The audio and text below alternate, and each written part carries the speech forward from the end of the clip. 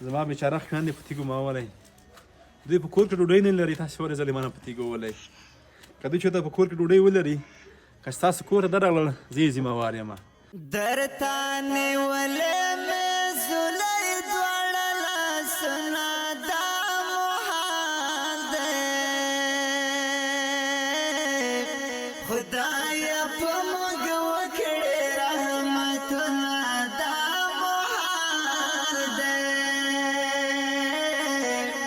خدایه په موږ وکړې رحمتونه چا یې پلو لیدلی نه و دا محال دی خدایه په موږ وکړې رحمتونه چا یې پلو لیدلی نه و دا محال دی خدایه په موږ وکړې رحمتونه اوس د بازار په واټ کې غواړي خیراتونه دا محال دی خدایه په موږ وکړې رحمتونه د ژوند اړتیاوې رانه غواړي دا محال دی خدایه په موږ وکړې رحمتونه د ژوند اړتیاوې رانه غواړي دا محال دی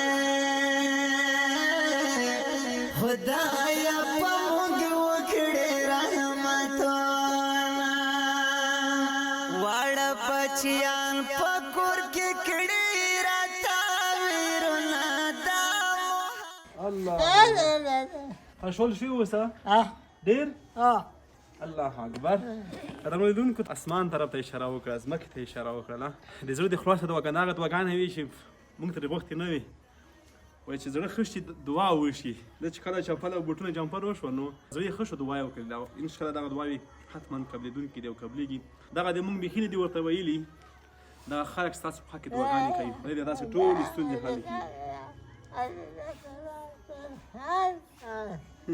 دا چې مونږ کومې کورنۍ ته راغلي یو زما په څنګ کې به دغه ویډیو ګورئ چې تېر ځل په همدغه ځای باندې چې کوم ځای باندې دغه سامان درته ښکاري هغه ویډیو به تاسې ګورئ چې په همدغه ځای باندې مونږ ناست وو ډېر خفه وو ډېر دردمن یو نن الحمدلله همغه ځمکه همغه ځای مګر مونږ خوشحاله یو ولې خوشحاله یو ستاسې په برکت سره خوشحاله یو چې تاسې مونږ سره کومک او مرسته وکړله او مونږ هم ډېر فاجر همدغه کورنۍ ته راورسوله او زما د دغه مزدور او ورور دعاګانې خو تاسې ولیدلې چې درته ویې کړلې اسمان ته یې لاسونه ونیول ځمکې ته یې ونیول دا د زړه د خلاصه دعاګانې وي هغه چا چې دعاګانې غوښتې وي دغه د دعاګانې مونږ نه بغیر یې هم درته وکړلې مسافرونه دعاګانې غوښتې وي کور مو ده تاسو وګورئ چې زما دغه ورونه او خویندې څومره خوشحاله دي دوی دپاره د ژمي ته جمفر وشول بوټان ورته وشول او زما دغه خور بچره لحانده وه هغه کچکول به چې په غاړه کې اخیستی او کور په کور به ګرځېده یو څه موده به اوس دغه خور دمه کوي بیا به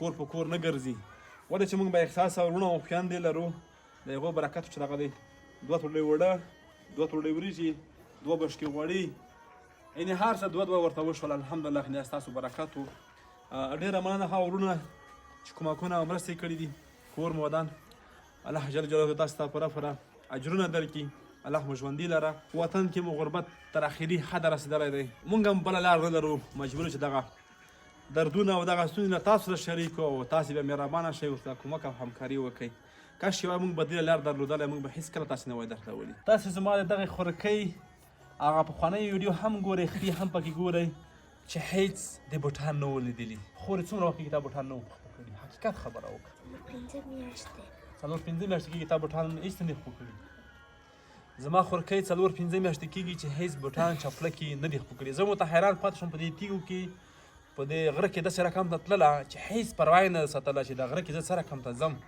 خو د ده خپې اموخته شوي او کلکې شوي کله چې انسان باندې غم او درد راشي نو غم او درد سړی کلکوي زما خورکۍ هم دردو کلکه کړې وه تیږه ورته داسې نه ښکاره کېده چې ما خوا کې تیږه ده یا شګه ده یا کلک ځای دی عادي ګرځېدله خو خو دغه الحمدلله داسې برکت و چې نور ورته ښایسته بوټان انشاءالله دا به تر ډېره وخته پورې وشي. ته خښولی شو جمپر ته؟ بوټونه دا خښولی شوي؟ هر څه وشول؟ څومره خښولی یې؟ ډېره.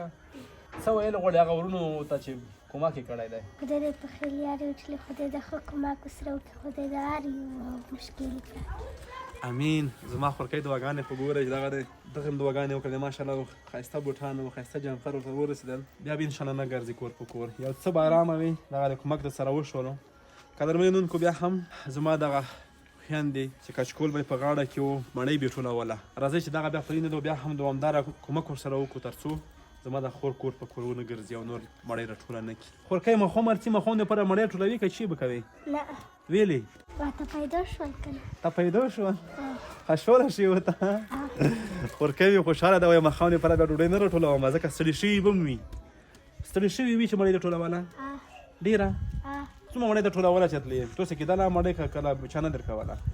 کله به کم او کله به لږه غونډه ډېره وه. چا به د یو جلکۍ کور ته ورننوتم، جلکۍ دغه دې ته وویشتم، بس بیا نه ویشتلم.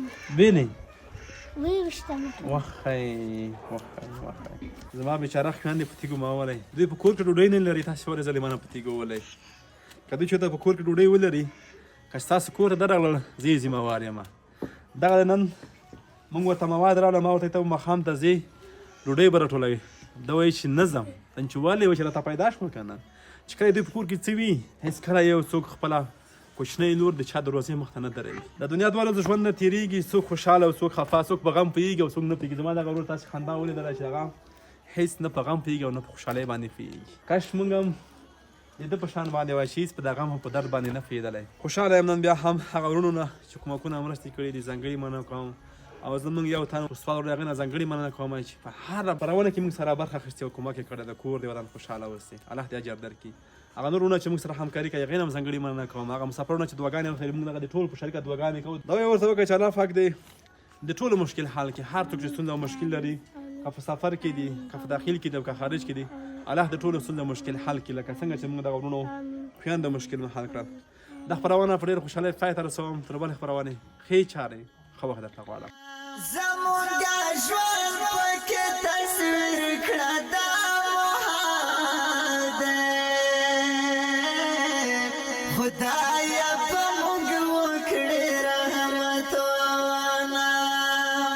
وسید موسی په هما ولیکه نظمونه